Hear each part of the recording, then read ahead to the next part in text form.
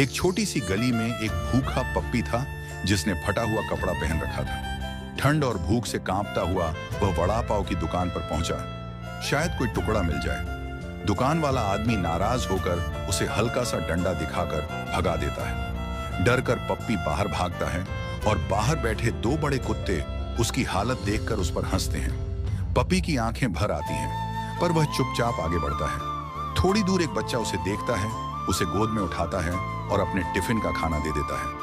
पहली बार पप्पी को लगता है कि दुनिया में दया अभी भी बची है।